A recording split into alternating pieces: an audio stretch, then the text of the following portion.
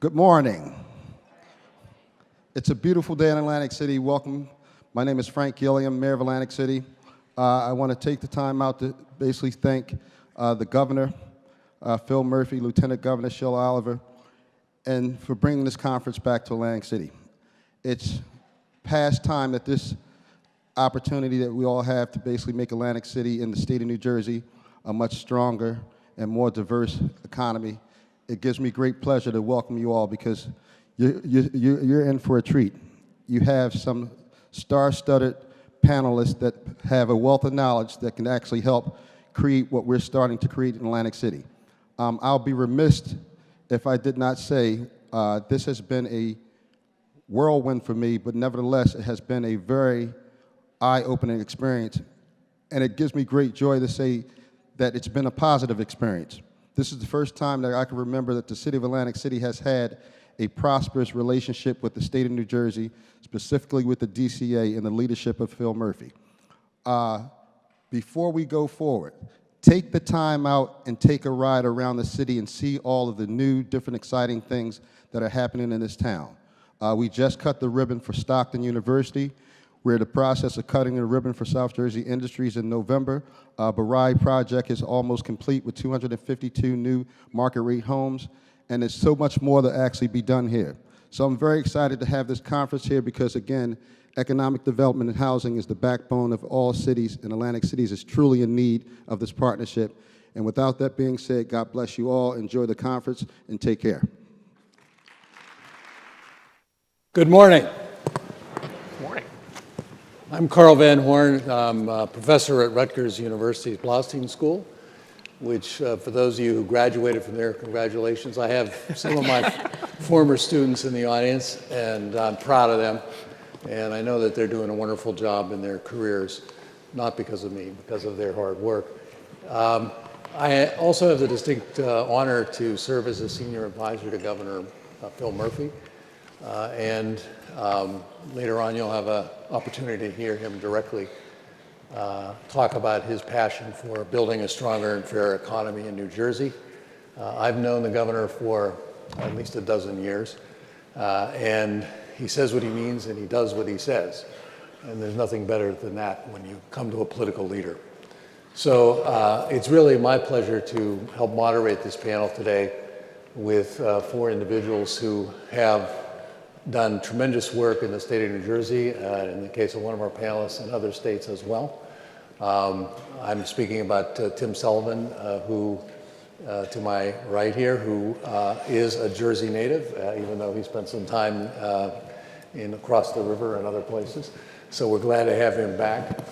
Chuck Richmond, who I've known for approximately 30 years, a wonderful public servant. Leslie Anderson also done a wonderful job at the New Jersey Redevelopment Authority, and Joyce Paul. Joyce Paul is pinch hitting today for Lieutenant Governor. She can't be with us today. I'm sure she would like to be here, but Joyce will do a wonderful job of filling in.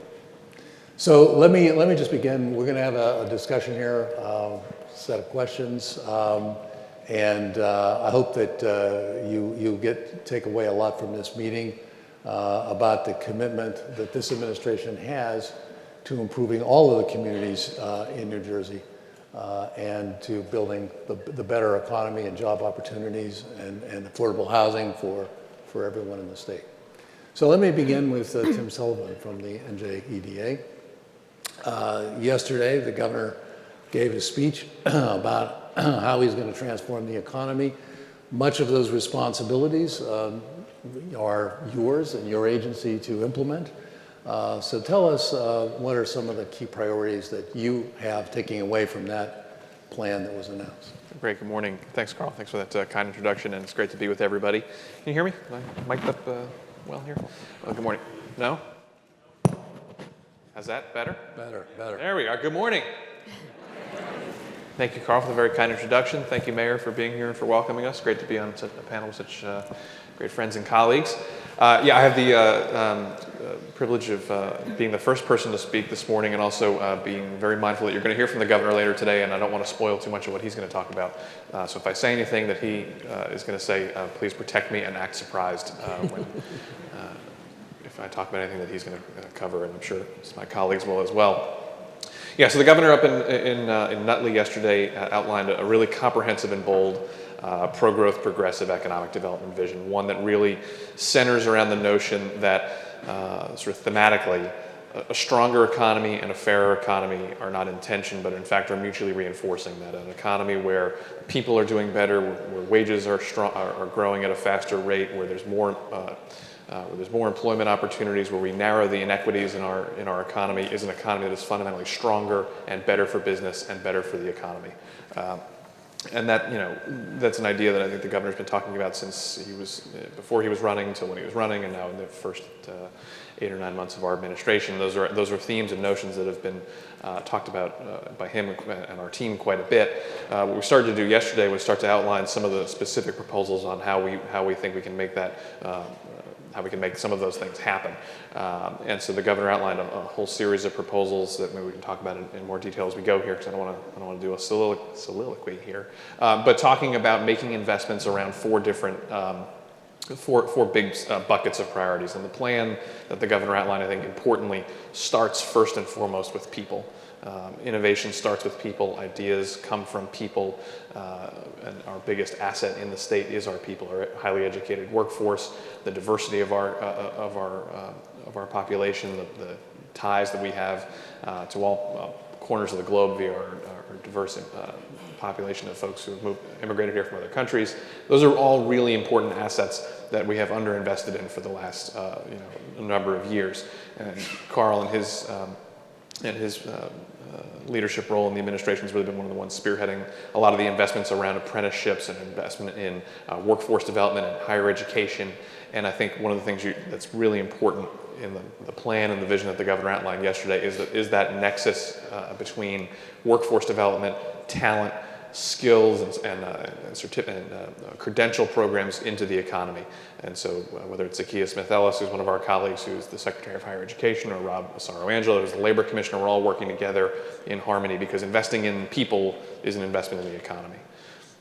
The second piece, and it's great to be in Atlantic City to be talking about this, is investing in communities, particularly with a high focus on reducing poverty and persistent pockets of poverty in cities. And we'll all talk about that today, I'm sure, in our various remarks. But lots of tools talked about yesterday, whether that's a new gap financing program that we're calling NJ Aspire, which would help convert surface parking lots and underutilized real estate assets into development opportunities, an historic tax credit program, a revamped brownfield program to really catalyze and supercharge growth and the development of our cities. Because again, if we're talking about talent, and talent's the most precious commodity of the 21st century economy, talent wants to be in thriving, vibrant, mixed-use places, whether those are big cities or smaller communities and downtowns. Talent, and particularly millennials and to a certain extent, folks that are retiring, they want vibrant, walkable, bikeable, mixed-use communities. And companies want that too.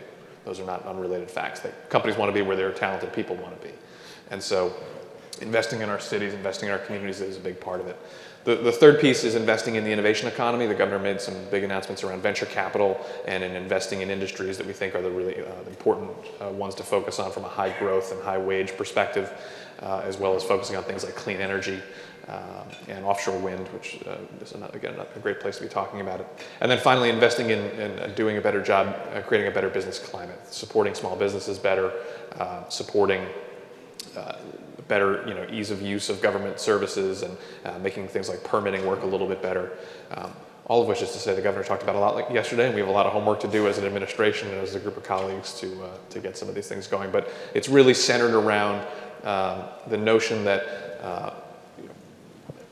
this is an economic development plan that puts people at its center, that its goals are things like median wage growth and reducing the very, very significant gaps we have in racial and gender earnings and employment gaps, and in reducing poverty in our cities. So it's a very different kind of economic development plan, very different kind of economic development vision, and one that I'm enormously proud to be helping to be a part of, along with all my colleagues. Great.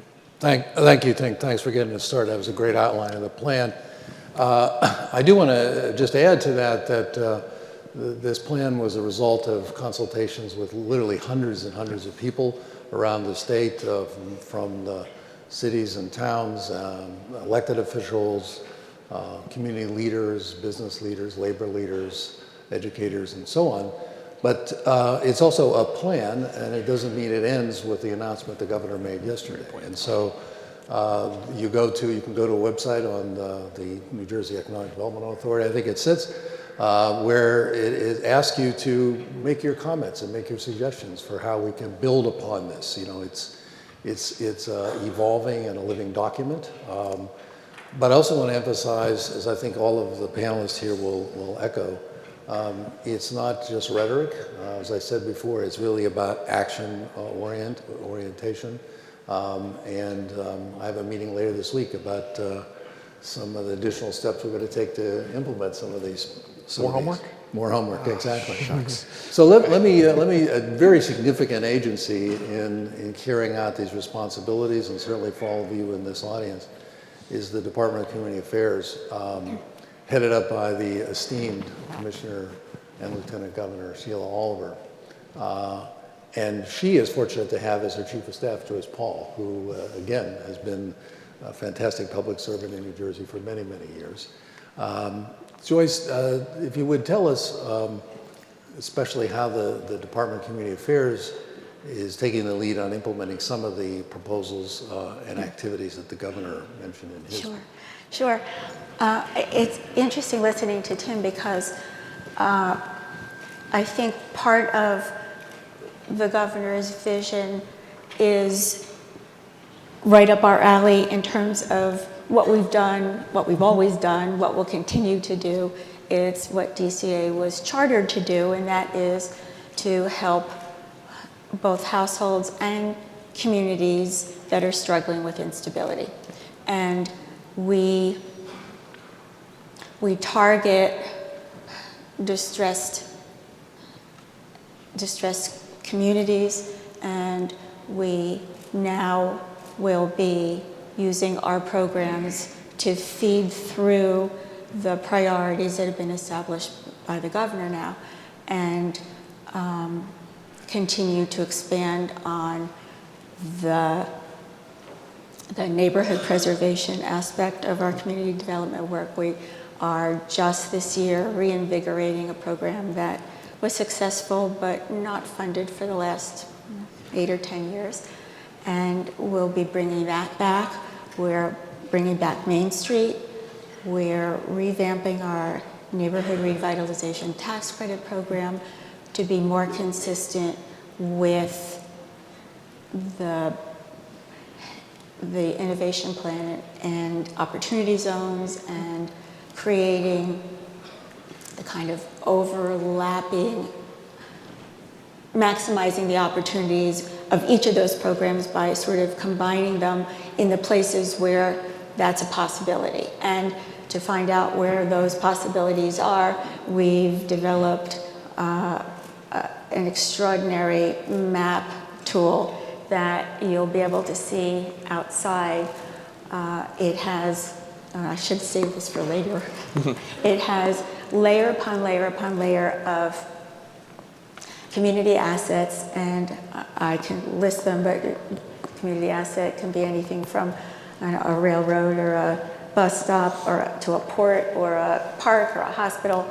And if you can find an opportunity zone, area in need of redevelopment, a UEZ, any kind of identifiable designated area for purposes of government funding or planning, and layer and layer and layer, population density, walkability score, any number of things that would allow an investor, a local official, resident to find out extraordinary things about their own town and every town in New Jersey.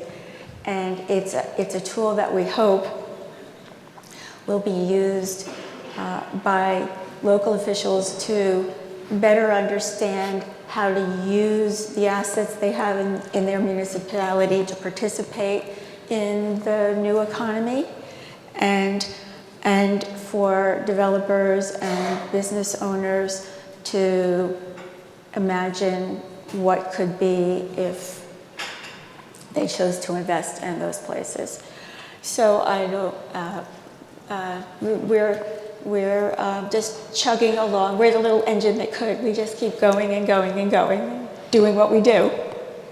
Yes, and DC has a proud history of that, and obviously founded in the wake of the 1960s turmoil. Many of those problems, unfortunately, have not yet been resolved, but we continue to work to try to deal with them and do better. Chipping away at it. The president and CEO of the New Jersey Redevelopment Authority shared with me that her mother is watching on Facebook today. Hi, Mom. Hi, Mom. She's doing a great job. Anyway, we're happy that she's joining us.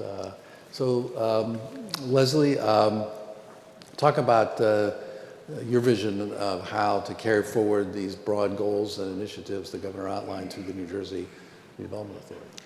I want to start by saying that it was a pleasure to see at the announcement yesterday the recognition and acknowledgement that there are individuals in this wealthy state that still need help. And they still need agencies and entities like ours to make a difference for them. So while we see renaissances happening in downtown areas, in cities throughout the state of New Jersey, there's still outerlying neighborhoods that need that level of support. And I'm happy to say the plan acknowledges that. The other thing the plan acknowledges, and I'm going to get to the answer to the question, I'm sorry, but I'm excited right now.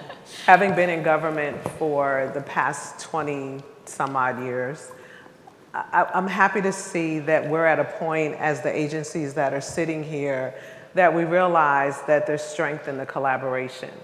We realize that there's strength in the partnerships that we build. We realize that we need to use our resources to not only leverage bringing in private sector support, but we need to work together to leverage those resources to attract that investment into our state. So when we look at a fairer and stronger economy at the Redevelopment Authority, that's been our mission since day one. We were charged to go into some of the most distressed cities in the state of New Jersey, and believe it or not, we have 69 eligible communities. We hear a lot about, and this is no slight, but we hear a lot about Newark, Jersey City, Elizabeth, and Perth Amboy, but we spend time in Burlington and Willingboro and Bridgeton and Vineland and my beloved hometown of Plainfield, New Jersey, looking to make a difference in those cities. And it starts with an acknowledgement that you have to take a different approach. And when we talk about a stronger and fair economy, our approach is do not fit your project to our resources. Allow us to fit our resources to your particular project. And we want to reinforce that even further and bring our partners to the table to have that type of conversation about what's happening there. We also want to acknowledge, and we say a stronger and fairer community by acknowledging that people live in neighborhoods. Every one of us in here lives in a neighborhood. Can we raise our hand if we don't live in a neighborhood, right? We live in a neighborhood, right? So when we acknowledge that we live in neighborhoods, then we have to acknowledge that some of the resources aren't there. So the NJRA is going to continue that stronger and fair economy by going in first, where others are risk adverse, and we're going to use our site acquisition program to allow developers, whether they're nonprofit developers or for-profit developers, access our resources so that they can get that site acquired. And then they can go to Tim and they can go to Chuck and they can get the resources that they need to further it, whether it's permanent or construction financing. That we're there first, risk-taking mentality is what some of those neighborhoods need. We must acknowledge, and many of you in this room know this, there are neighborhoods that still don't have grocery stores in 2018. Still don't have adequate medical facilities, still don't have adequate housing. So when we look at the stronger and fairer community, we look at how do we direct our resources into these particular areas. A second piece that we look at is, I'm just gonna go back for a second, Chuck, to the UCC days. If anybody here remembers the Urban Coordinating Council. But one of the things that we acknowledge is that money is easy. By the time we get to the point of money, a number of my introductions in communities is 18 to 24 months before you're before my board with a project. So what we also realize is that there's a need for technical assistance so that people understand how to access the resources, how to redevelop their communities. When do you bring the developer into the process when you designate an area in need of redevelopment? Through our training institute, we're strengthening the offerings that we make to organizations, and believe it or not, our biggest customer are attorneys who want to come in and understand and learn about the redevelopment process. But when the attorney learns and then they work with the municipality or the developer, you get that stronger and fairer economy because they go in understanding that community benefits are important. They understand how to apply pilots to that particular project and how to communicate to that resident who says, well, why is Joyce getting a tax break and, for her project? And I've lived here for 30 years and you've never given me one. So it's critical as well for us to understand those parts. I don't want to talk about opportunity zones yet, but if you've been in government a long time, you've never seen anything like this, and we're excited, so I'll stop there. Thank you, Leslie. And it's a good time to give a shout out to Senator Cory Booker, our state senator, our U.S. senator, for coming up with the idea of Yeah, absolutely. Great.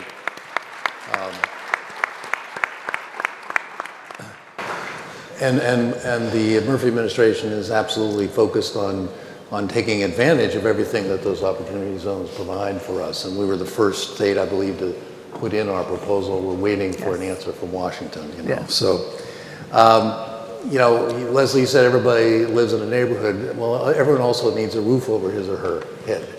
And the importance of housing, affordable and safe housing, is absolutely critical both to economic development and to people's safety and livelihood. And Chuck Richmond is now heading the Housing and Mortgage Finance Agency and plays a critical role in that. So, Chuck, talk about what you're doing in your agency to advance these goals. Thank you. And what I'd like to do is take the discussion from the broad strokes that the governor spoke of yesterday and Tim filled in today and get it down to a micro level about how we're seeking to implement some of the direction that the governor is taking the state on.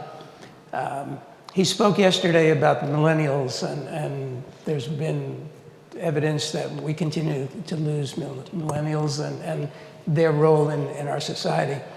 So one of the things we want to concentrate on is first-time home buyers and targeting the millennial population.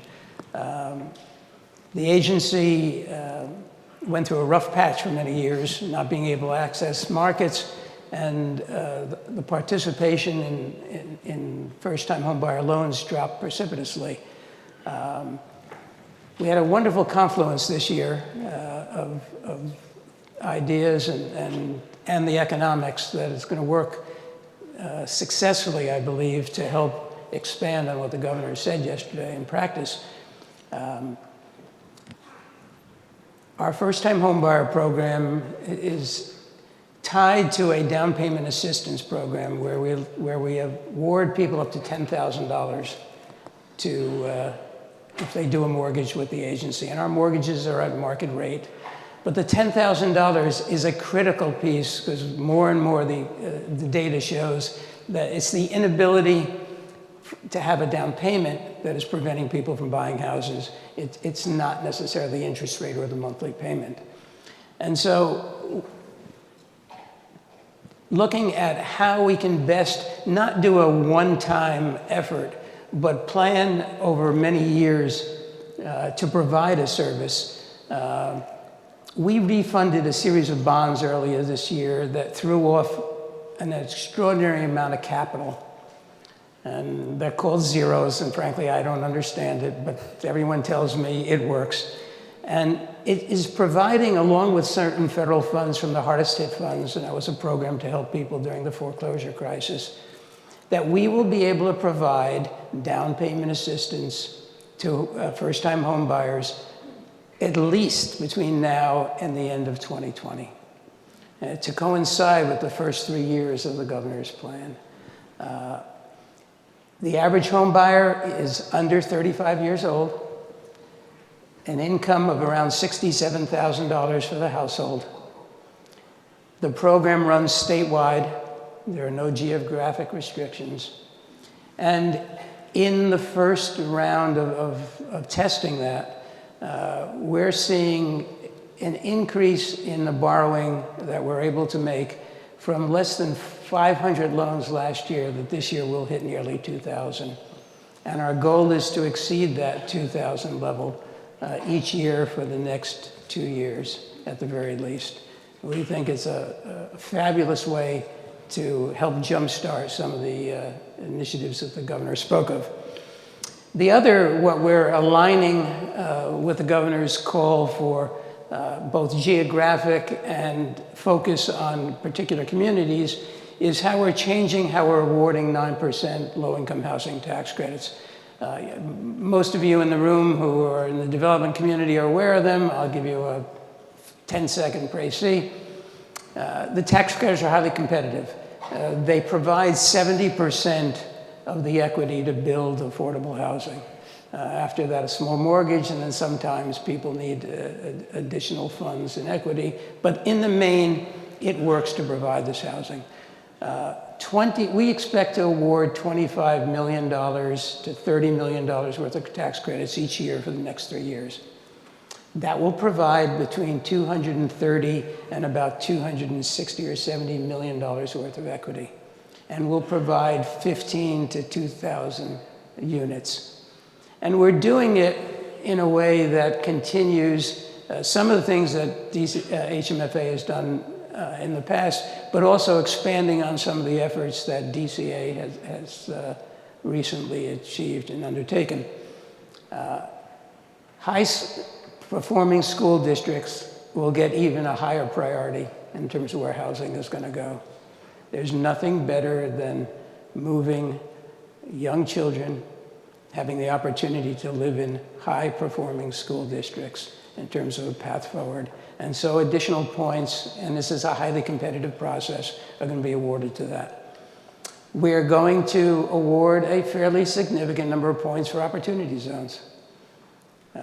Here is a chance for areas that have suffered great distress, and the process that DCA and the governor undertook to designate the opportunity zones, it was based upon looking at communities where there were assets, and you can build from those assets. And it just makes common sense from our perspective that we include a priority in the system to look at those communities and those zones where housing can more easily fit into a growth pattern. We're using, for the first time, a different way where we're either encouraging people to invest in areas where there's poverty, or discouraging that because we don't want an overconcentration of poverty. And DCA recently announced a municipal revitalization index.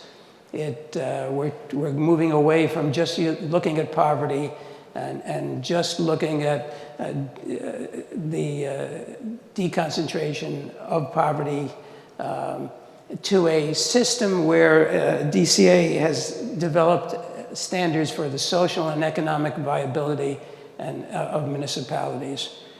Much broader measure than picking one statistic out here and one statistic there.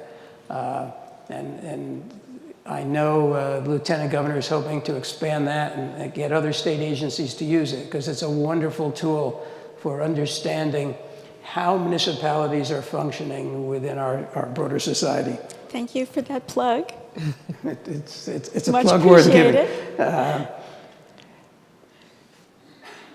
Within this, and something I hope to talk about a little bit later, but within the awarding of credits, there is a set aside. There are credits that are given to senior housing.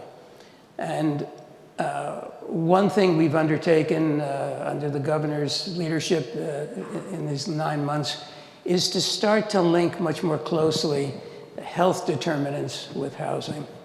And so with our senior housing moving forward, we're going to expand the requirements that developers provide, more on-site coordination with the drugstore, having nurses on-site, having physical activities for seniors to be able to progress and live and stay in the locations they're at. All too often in the past, you build senior housing as a way station to someplace else. We don't want that any longer. And we want to significantly integrate health determinants in part of the housing and seniors. I'll stop there because I don't want to dominate, but I think we are starting on the road at that micro level to enact what the governor announced yesterday in a real way. Right, thank you, Chuck. I want to turn back to Tim to elaborate on one of the central themes of this plan and strategy, which is to make sure that the jobs and economic opportunities reach people who've been left behind in this economy. You know, the overall unemployment rate, as you all know, is around 4%. New Jersey is still a little higher than the national average, but that's just at the very surface. When you look beneath that, as I'm sure everybody in this room knows, there are individuals that have been left behind, that have been unemployed for long periods of time, chronic unemployment, haven't really received the opportunities. As they say, sometimes the rising tide lifts all boats, but sometimes it just lifts the yachts. And so what we want to make sure we do is to reach these communities and individuals. And I think, Tim, talk about how you see this, the activities of the EDA, making sure that it gets beyond the people that, as we say, would probably get those jobs anyway, but we want to reach much further than that. Yeah, it's a great question. And just to elaborate a little bit on what Carl was just saying, I think, you know, statistics like the unemployment rate or looking at the stock market or, you know, a couple other indicators, I don't think tell a particularly complete story about the New Jersey economy. From 2007 to 2017, we were 49th in the country in median wage growth. Median wages declined an average of 0.3% a year over that 10-year period. So that means 1 out of every 2 people you meet on the street takes home less salary than they did 10 years ago. So if you ask them how the economy is treating them, sure, they may have a job, but they're probably taking home, mathematically likely to be taking home less pay than they were 10 years ago.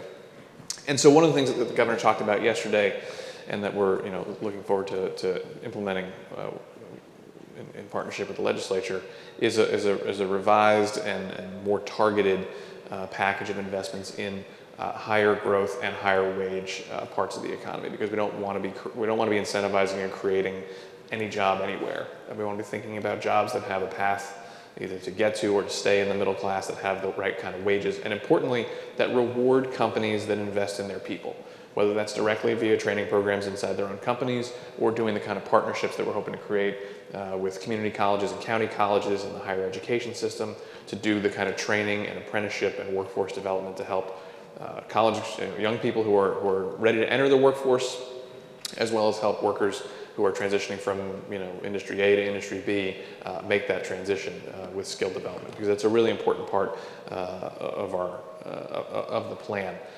Just sort of to your point, Carl, just sort of hoping that if we create some jobs, they'll go to people that need them has not been historically borne out by the data here or other places. And so having a very deliberate and purposeful focus on that, I think, is a big part of the plan. Okay, Joyce, talk about more, again, on the same theme about how DCA is working to help communities where there's been disinvestment, where jobs have left, and how do we bring investment back into those communities in those neighborhoods? Yeah, and starting from maybe not an obvious place, but some of the disinvestment is caused by a sense of public insecurity. So people online at methadone clinics and obvious homelessness is a problem for communities trying to create a different persona. And because we're coming at that problem from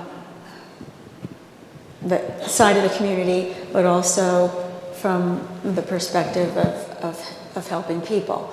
And so it's kind of right up our alley to do, we're talking about how we feed into what Tim is talking about.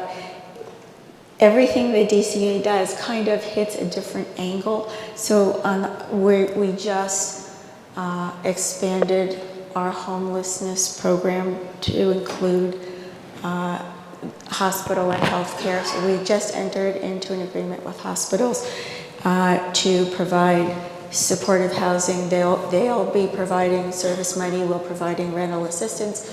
So homeless will now be, at least in some areas of Hudson County, housed permanently and helped by the hospitals and the doctors who can get them closer to independence than ever before. And we've expanded our efforts to combat chronic homelessness. For the last couple of years, when we started maybe 3 years ago or 4 years ago with the first pilot project in Camden for frequent users of emergency rooms. And we have used our various vouchers to start programs all over the state for various groups, veterans, DDD populations. We have a host of niched voucher programs, and we are up to, I think the number is 38,000 vouchers, not just for homelessness, but Section 8 vouchers, state housing vouchers, and special needs vouchers. We've been partnering with Department of Human Services, Department of Children and Families, Veterans and Military Affairs. So we are trying to eliminate homelessness in New Jersey, and that will help not just the people we house, but the communities that will fare better with less obvious distress. And that's just one angle. The other thing that DCA is working on is we've been kind of saying around the department, putting the services back in local government services. So in the areas where there is obvious distress, and that where they are interested in our assistance, we are starting to expand the kinds of technical assistance that will help municipalities become stronger. So one of the things we've done is we applied. There's an organization called the National Resource Network, and they've created. It's a group. It's a foundation. A group of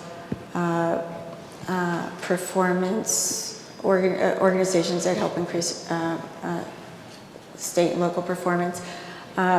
They are coming to New Jersey and helping towns like Salem, Seaside Heights are the first two that we're working with.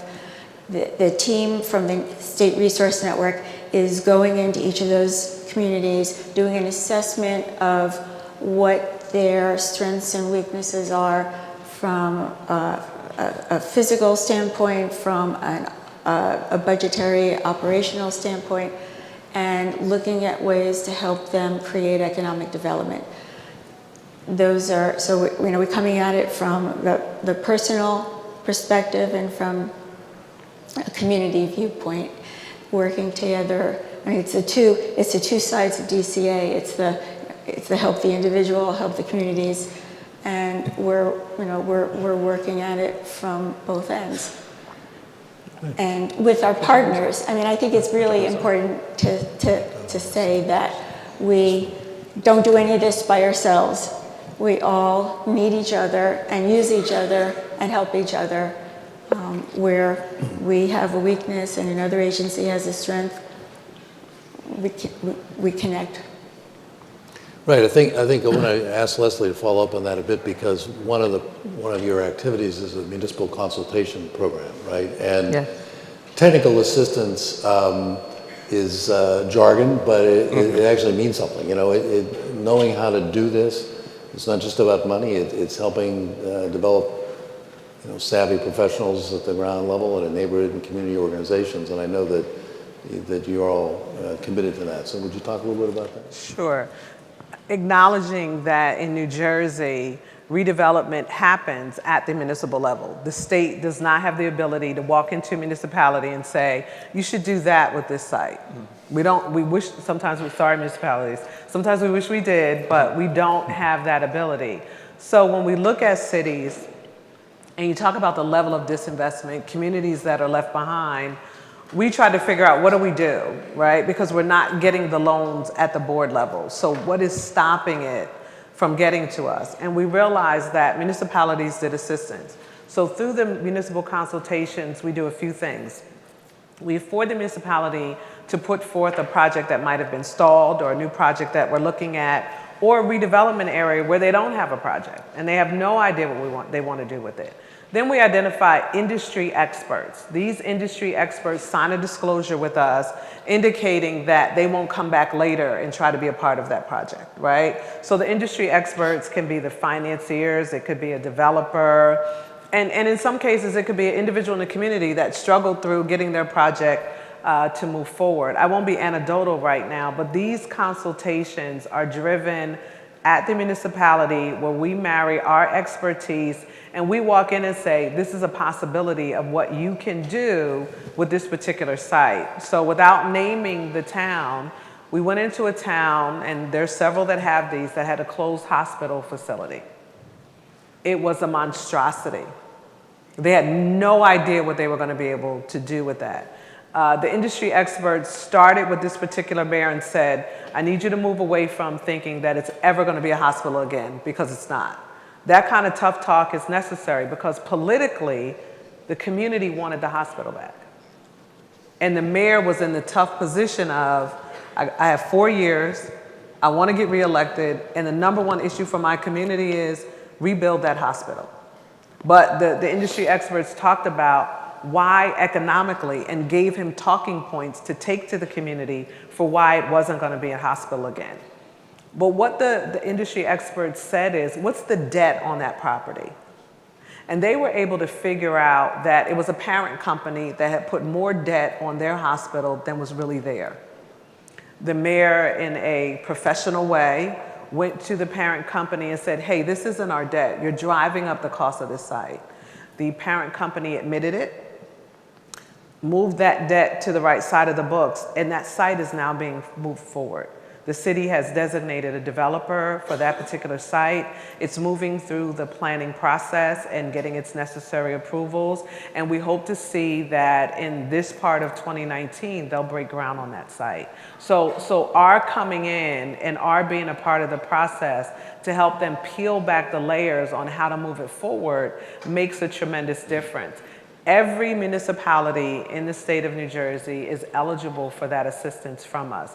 We had a little disagreement. I don't know if anybody from the Attorney General's office is here. So what we discovered is... We'll put our ears on. Yeah. Our financial resources are limited to our 69 eligible communities. However, our technical assistance is open to all of the municipalities in the state of New Jersey. And it's critical that we provide that level of assistance. And I want to be clear, we do not walk in and tell the municipality what to do. We walk in with industry experts, they answer your questions, they help you understand what you can do. And to Joyce's point, it primes the pump so that you can come back and request financing from us, from HMFA, and from EDA. And for a lot of municipalities, without that level of support, they're just going to spin around and spin around and spin around. I hope no one from Asbury Park is here, but I'm reminded of when I first started, and there was a shell of a building on the waterfront in Asbury Park. But once we got in and started to talk and figured out how to make it move forward, and there were a lot of partners at the table that helped move that forward, Asbury Park looks completely different now and is on its way to a renaissance and a redevelopment. We do have to move to the other side of the tracks in Asbury Park, but we are seeing some movement forward that that could attract development that will help so that all of the communities can see a level of investment. Great.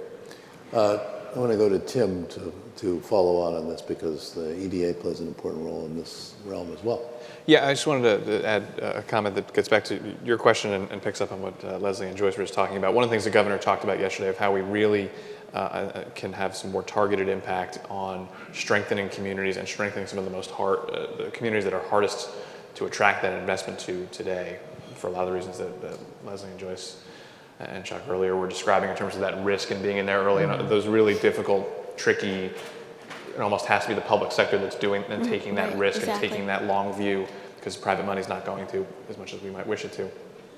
That it can also have a really catalytic impact on redevelopment and development opportunities is focusing on brownfields in a much bigger way. Brownfields, for those of you who are not scoring at home, brownfield is any sort of contaminated, it has to be contaminated, not just any abandoned site, not just any vacant site, but it has to be contaminated or where there's a likelihood of contamination that is scaring away private investment. These can be sites as small as a gas station on the corner or an old dry cleaner to as big as an old factory that's been shut down since the 70s when deindustrialization started doing what it did to our economy.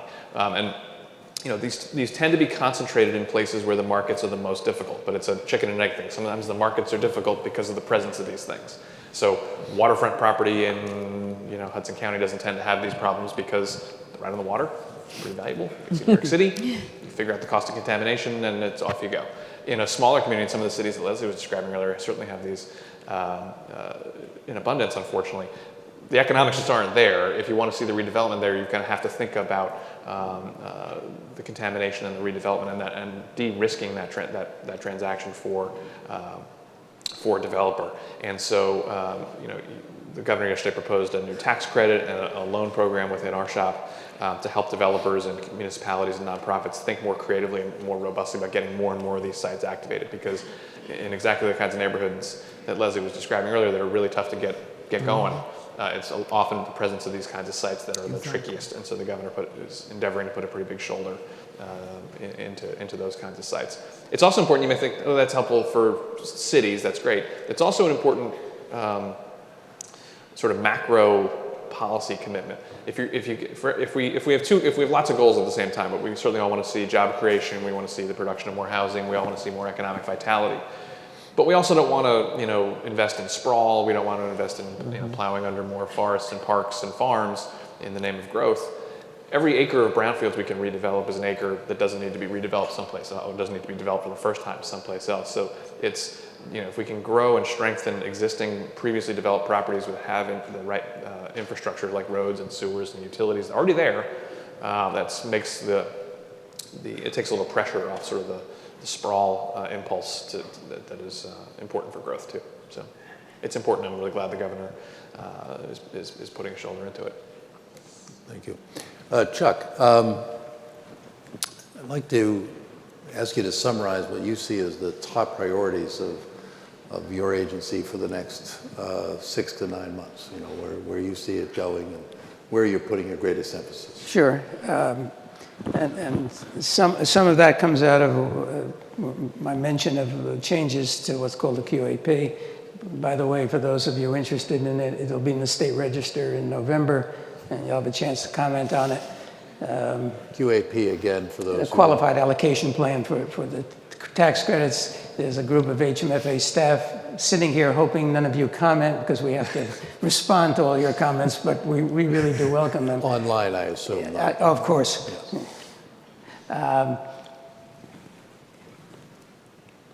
There's a series of activities we want to undertake, again, consistent with what the governor announced yesterday. It's in the communities that have had substantial disinvestment, you walk a fine line. It's unclear what comes first. You try and get the jobs in, and then housing comes. And what you don't want to do is what I've seen in New Jersey cities and across the country, where a lot of housing gets built for just low and moderate income folks, and there's nothing and no assets around it to help build from it. And I'm afraid 40 years from now, someone's going to ask, well, why did you do that? because you didn't do anything in the broader sense to coordinate and build an economic engine as well as providing the housing. So one of the key things we're trying to do is put our investment where you can blend the two, where they work together. Certainly, we want to expand what we do in terms of rehabilitating buildings and housing. The worst thing we can do is let housing deteriorate and fall from the marketplace. Just this year, we've closed on loans to rehab about 1,200 units in Newark. But consistent with that, and a goal going forward is we really want to expand the use of mixed income housing in New Jersey. We're way behind many other states. And so one of the things we want to do, again, with our allocation plan is, particularly in urban areas, there's a strong emphasis on funding mixed income development. It does two things. It brings more, obviously, incomes and wealth into a community, but it also provides a certain amount of housing for low and moderate income households. And historically, people talk about 80-20, 80% higher income, 20% low and moderate. We're not wedded to a percentage. We'd like to see that occur. Another activity we're trying to undertake is to bring in more private capital into housing by matching needs beyond just housing with other societal gains. And I mentioned earlier, I wanted to get back to talking about health. We are proposing to work with the state's hospitals in building affordable housing. The state hospitals are losing money on folks who frequent their emergency rooms. There are homeless people and people of limited wealth who've dropped through the safety net, who the emergency room is the place to visit and live. We've now sat down with the New Jersey Hospital Association and individually now with 6 or 7 hospitals to talk about how the hospitals can contribute as an asset in the community, as a location to build from, some of which are in these distressed areas, some might not be, and why it's economically reasonable for a hospital to put equity into building affordable or mixed income housing. And we expect in the next 3 to 6 months to announce a partnership with 3 or 4 hospitals where HMFA will put in half the equity using 4% tax credits. The hospital will put in half the equity. In order to make it more feasible for the hospitals to do it, HMFA is going to lend the equity to the hospital and have it go back into the projects. So we believe a 60 or 70 unit affordable housing project, some units for the folks who use the hospitals, some units we hope for people who work at the hospitals, some units for people in the neighborhood, that a 60 or 70 unit project could be built with the hospital contributing $3.5 to $4 million. That means $300,000 to $400,000 a year. And we believe $300,000 to $400,000 is the savings they can accrue by not having the overuse and loss of revenues that when they're not sufficiently reimbursed for some folks who use their emergency rooms. Yeah, to me, it's overused win-win, but I think on paper, this looks like the win-win. And we're very optimistic that it's the first of an industry we're approaching to participate in housing, but I hope it's not the last. We see these nexuses working. The Aspire Fund could work really well to help connect with that. The Opportunity Zone opportunities could really work to provide some of the capital to do this. And then being really cognizant of building around where assets are and in those communities that the governor's plan seeks. We think we have a new strong vehicle to help promote that and get it done. I think that's an excellent example. Certainly the big hospital chains in New Jersey are turning healthcare upside down in the sense they're working, instead of figuring out how to serve people when they're in the hospital, they're trying to figure out how to keep them from being in the hospital. So, I recently heard from both Mr. Ostrowski and Mr. Garrett about that, and it's really an exciting and appropriate change in their focus, I think. Speaking of opportunity zones, Leslie, I know that you're putting a large priority on that to make sure we get the opportunities actually implemented in the places that are entitled to get them based on the designation. So you mentioned a little bit, would you elaborate a little bit more on what you're doing to make that a reality? Absolutely. So let's start with the partnership for the opportunity zones between NJRA, EDA, and HMFA is unheard of around the country. Most state, and DC, I'm so sorry, I'm sorry, is unheard of around the state. I was in Washington recently, and there were other agencies, and this doesn't take away anything from them, but LISC and Enterprise, we're talking about how they're going to go in and help municipalities put their plans together.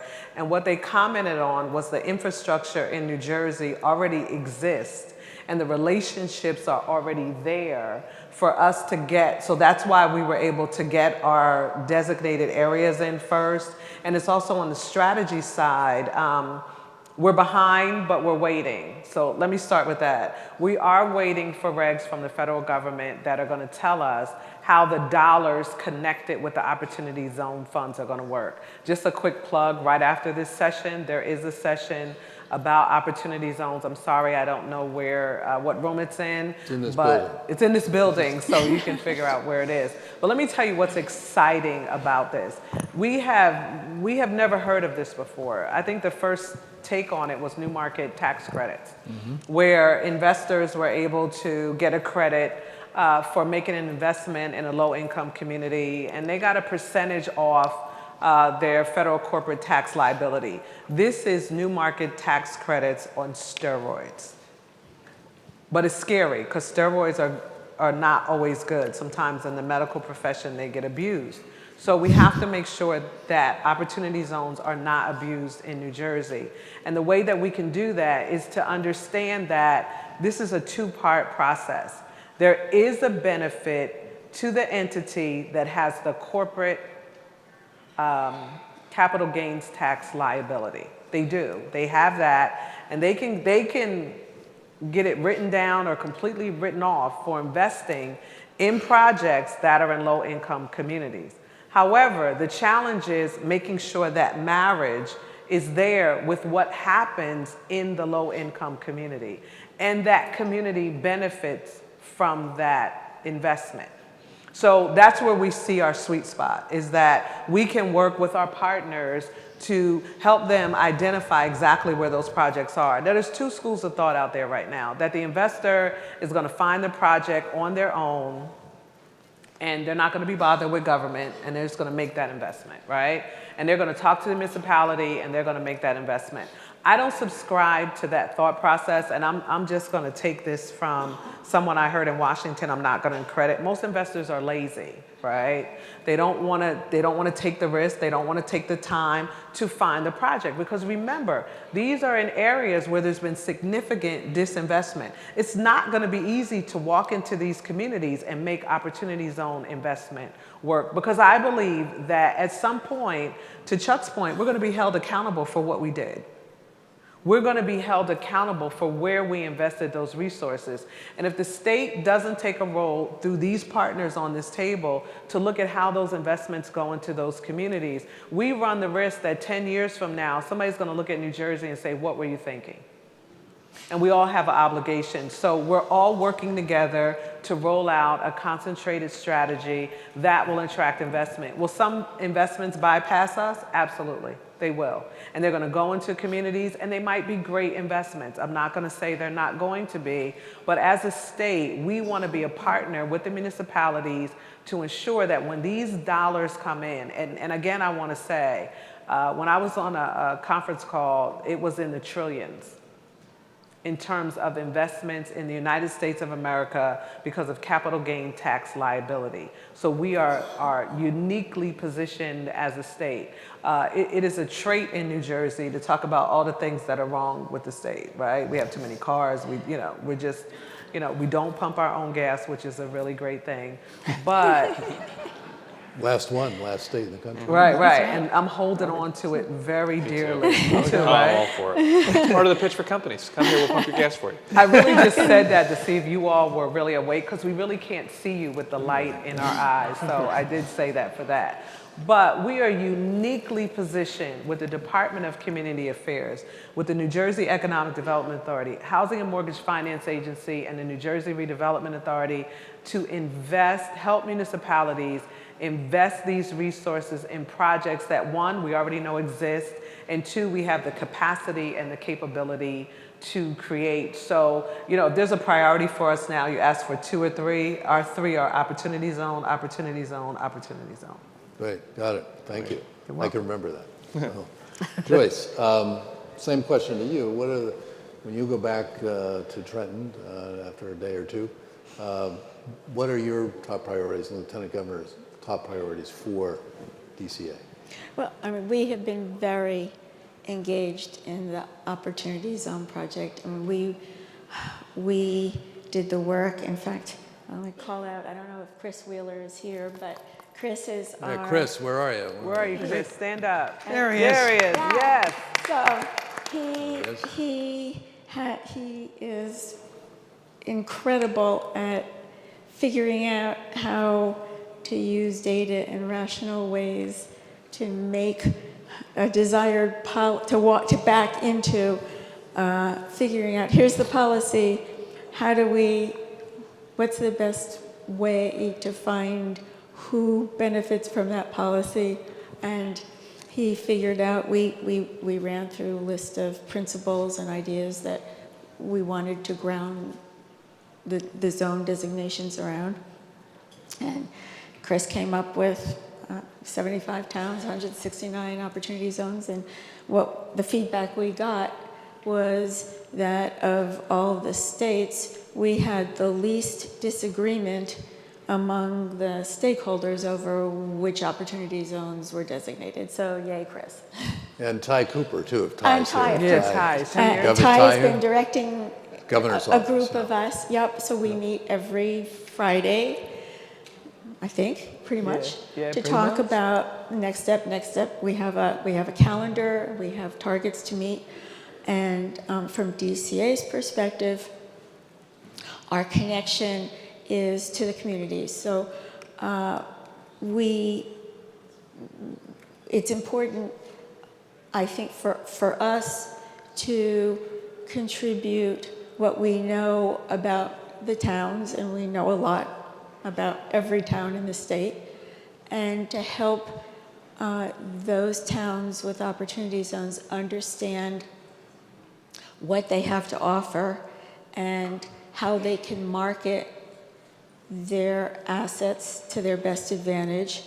And to that end, we're developing workshops and tutorials and webinars.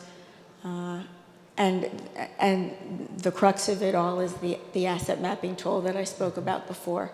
And I can't describe it adequately. You just have to go outside and play with it, because Is that in the foyer in the back? Or yeah, it's actually someplace in the lobby. Okay, good. There's a big screen. Super. And it will tell you more than I ever could about how you can use it to fashion a presentation of your community to an investor. Or even, the applications are endless. A local official could use it to craft an application to any one of our agencies, if they used it creatively. There's no shortage of ways to use that tool, and we will make it available broadly. It'll be on our website. We're gonna take it on tour, and hopefully that will give a lot more, what you can learn from it is really enlightening, and it will, I think, give us all a good sense of when we're looking to retool programs, as we all, I mean, DCA is in the middle of, renewing, expanding, strengthening all of our programs. I mean, not so much new programs, but taking a hard look at the criteria we used to use. Does that still make sense? And in light of what we are able to learn from the mapping tool, we're tweaking here and there programs to make them stronger and to help supplement whatever other activity is happening throughout the government from the other agencies. And certainly, our hope is that as the strategies, economic development strategies that the governor is working through get a foothold, we hope to see an uptick in residential development as well as economic development, and in turn, that will fortify the state's Affordable Housing Trust Fund and allow us to get back in the business of creating affordable housing. Great, all right, thank you. Tim, let me ask you to have the next to last word, because I'll reserve the last word for myself, the moderator. Moderator's priority. What are the top 2 or 3 things? You've got a long list, but give us a sense of what you think you need to work on first, second, and third as you turn more to the attention, and not that you haven't been doing a lot already, but to pushing forward on the large and ambitious agenda that the governor outlined yesterday. Yeah, so I think in the coming weeks and months, you can look for us to take some significant action around small business lending. We will likely be standing up a new small business loan function within our organization to help broaden access to capital and make it easier to access capital, particularly for minority, women, and veteran-owned businesses. So stay tuned for some updates on that. We have a small business lending function now. We just don't do a good enough job telling people about it. We don't do a good enough job marketing that product and those programs everywhere into every part of our economy and every community within our economy. So you can look forward to some news on that. Really making a focus on international business development and trying to attract more overseas companies to establish a U.S. or North American presence in New Jersey. The governor's going to lead an economic mission to Germany and Israel in a couple weeks. I'm thrilled to be able to be joining with a few colleagues to try and begin that work in Germany and Israel. And then we are excited about some of the partnerships we've struck with 9 different communities around something we call the Innovation Challenge, which the governor announced some awards 3 or 4 weeks ago to 9 different communities to help think about how they can advance their own planning and their own strategies for participating in the innovation economy. And we're thrilled by sort of the range of participants and award winners from that process and the diversity of the kinds of places and the kinds of innovation that we're focused on. So there's a food related incubator idea in Bridgeton. There's a smart cities idea in New Brunswick. There's a digital media idea in Patterson and Passaic. So working on those plans and programs with those partner municipalities and partner counties. At least 3 of the many things we'll be focusing on over the next bit of time here, given the homework the governor gave us yesterday. So, great, thank you, Tim. Well, let me please ask the audience, I'd like to give a round of applause to these 4 distinguished people.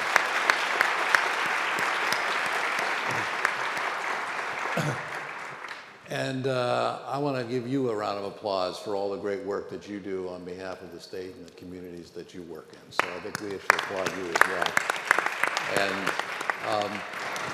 hopefully our friends up here will be able to hang around a little bit to answer questions. So we're going to call this a day for this meeting. Enjoy the rest of your time. I hope you have a good experience and learn a lot in your time in Atlantic City. Thank you.